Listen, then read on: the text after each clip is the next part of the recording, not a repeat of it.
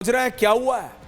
क्योंकि अमेरिका के नियमों के हिसाब से, दर्शकों इससे पहले मैं डिबेट खोलूं, सिर्फ इतना बता देना चाहता हूं कि अमेरिका का जो भी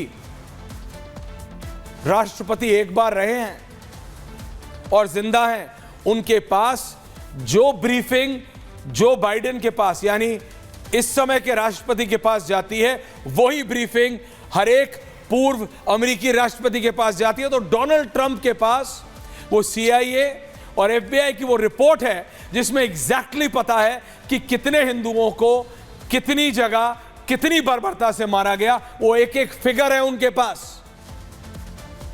और उसके बाद कहा है डोनाल्ड ट्रंप ने कि अगर वो होते तो ये अमेरिका बांग्लादेश में नहीं कर पाता। उस डोनाल्ड ट्रंप को, जिसको हिंदुस्तान की राजनीति से कोई मतलब नहीं, जिसको फ्रैंकली स्पीकिंग हिंदुओं से भी कोई ज्यादा मतलब नहीं, ह्यूमैनिटी से हो सकता है, उस या उन डोनाल्ड ट्रंप को दिखता है, अखिलेश यादव को नहीं दिखता, राहुल गांधी को नहीं दिखता, ममता बनर्जी को नहीं दिखता। ये एक बड़ा सवाल है, बड़ा सवाल है। ये special report and then we debate.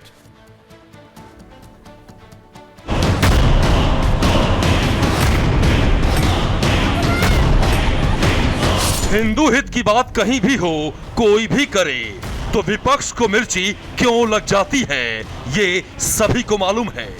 Bangladesh में हुए हिंदुओं पर अत्याचार विपक्ष को भले ही नहीं दिख रहा हो, लेकिन 7 समंदर पार अमेरिकी राष्ट्रपति के रिपब्लिकन उम्मीदवार डोनाल्ड ट्रंप ने बांग्लादेश में हो रहे हिंदुओं पर अत्याचार पर सवाल खड़े किए हैं।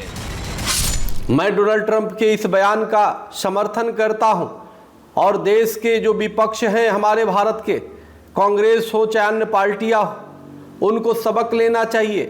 बांग्लादेश में, पाकिस्तान में हमारे हिंदुओं पे इतना अत्याचार होता है और देश का विपक्ष चुप रहता है, मौन रहता है। ट्रंप के इस बयान का सनातनियों ने स्वागत किया है, लेकिन इंडी गठबंधन बेचैन हो उठा है। साइजेबल वोटर हैं तो ट्रंप साहब भी बोल रहे हैं। इतने दिन बाद बोले ट्रंप साहब, पहले बोलते और हमारे यहां वाले भी नहीं बोले। विपक्ष से उम्मीद करते हैं, विपक्ष सरकार में है क्या? सरकार में कौन है? तो ट्रंप साहब की मजबूरियां हैं। ऐसे में सवाल ये कि ट्रंप हिंदुओं के अत्याचार पर बोल सकते हैं, तो विपक्ष को बोलने में क्या दिक्कत है? सवाल ये भी कि क्या सत्ता से बढ़कर विपक्ष के लिए कुछ भी नहीं है? और सबसे बड़ा सवाल ये कि हिंदुओं को लेकर विपक्ष इतना सेलेक्टिव क्यों है? पूछता है भारत।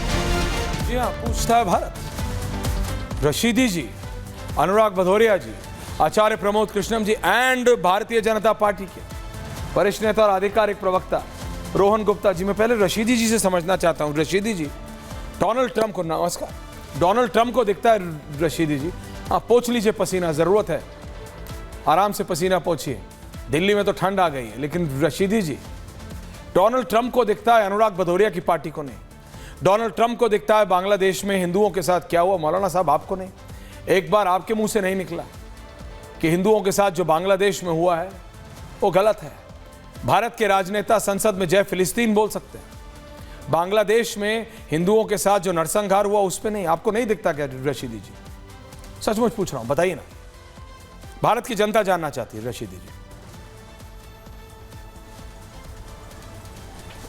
ऐश्वर्या भाई जी, मैं अदरक लहसुन का काढ़ा पी रहा हूं, इसलिए मुझे पसीना आ रहा है।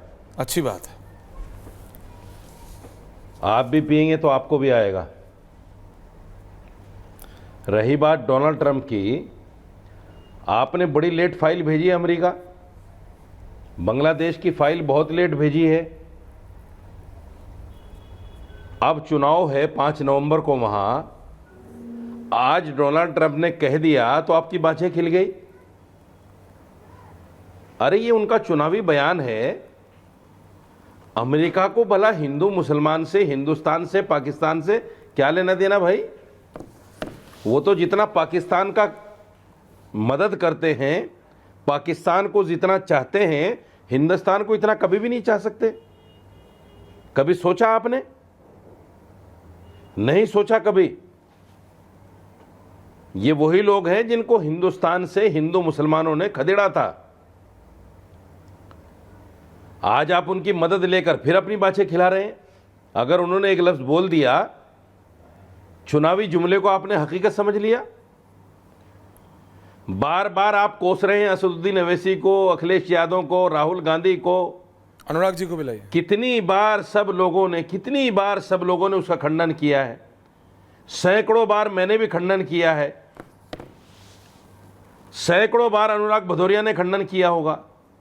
जितने भी मुस्लिम क्लेरिक्स बैठते हैं टीवी पर, उन तमाम लोगों ने खंडन किया। लेकिन आपने तो सोच रखा है कि जो विपक्ष बोलेगा या मुस्लिम क्लेरिक्स बोलेंगे उनको सुनना ही नहीं है, उनको नोटिस में ही नहीं लाना है, उनकी बात को आगे ही नहीं बढ़ाना है।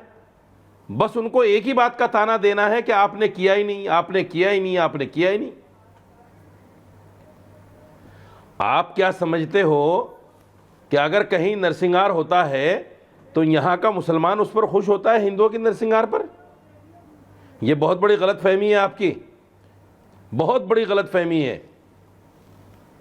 मैंने कभी नहीं मुसलमान जिस धर्म को मानता है, जिसको कहते हैं इस्लाम, इस्लाम का मतलब है अमन, शांति। मुसलमान भी शांत है, देखा है आपने? बिल्कुल शांति रहना कितना चाहिए। आप लोग टीवी पर चिल्ला चिल्ला कर मुसलमानों को भड़काना चाह रहे हैं। कौन भड़का रहा है? भड़का आप लेकिन रहे हैं, मैं मुसलमान नहीं भड़का खामोश रहा। है। मैं बात बांग्लादेश की कर रहा हूं कि सारे बांग्लादेश टीवी में चैनल, आप मुझे बताइए, सारा मीडिया मुसलमानों को भड़काने में लगा है। ये आपकी क्या प्रॉब्लम है? मेरी मुझे नहीं सुनो पता। पहले, आपने 10 मिनट बोला, आपने 10 मिनट बोला, मुझे बोलने दो। नहीं, आपको 10 आपने मिनट 10 थोड़ी मिनट बोलने बोला दूंगा। है। आपकी यहाँ मुझे तकरीर बोलने नहीं दो। चल रही है। आपके ओपनिंग कमेंट से डिबेट का तरीका होता है। नहीं, 10 मिनट मत। नहीं, आप बात समझिए। अरे मेरे भाई, नहीं, आप 10 आरोप मिनट लगा बोलने रहे दो, हैं। इंटरप्ट नहीं, बोलने आप दो। नहीं, आप मेरी बात समझिए। आप मुझे बताइए, अखिलेश यादव ने, तेजस्वी यादव ने एक शब्द बोला हो तो कि जो बांग्लादेश में हो रहा है वो गलत है? आपको पता है दिवाली नहीं मनाने दी, दुर्गा पूजा नहीं मनाने दी हिंदुओं को। आप समझ रहे हैं कितनों के घर जला दिए? आपको पता है? नहीं। मेरा सवाल उससे उस दिन भी पूछा था मैंने। आप सही बोल रहे हैं, अमेरिका पे भरोसा आंख मूंद के नहीं किया जा सकता और ना करना चाहिए। अब मैंने आपने मेरे 10 मिनट का सुना, ये तो देख लिया कि 10 मिनट बोला, ये नहीं देखा कि क्या बोला। अमेरिका की हिस्ट्री है, अमेरिका का ट्रैक रिकॉर्ड है कि जहां घुसता है वहां बर्बाद कर देता है। अमेरिका के डीप स्टेट ने जो किया बांग्लादेश में वो अलग है। लेकिन मैं कह रहा हूं, हमारे राजनेताओं को क्या हो गया है? उनको दिखता नहीं है क्या?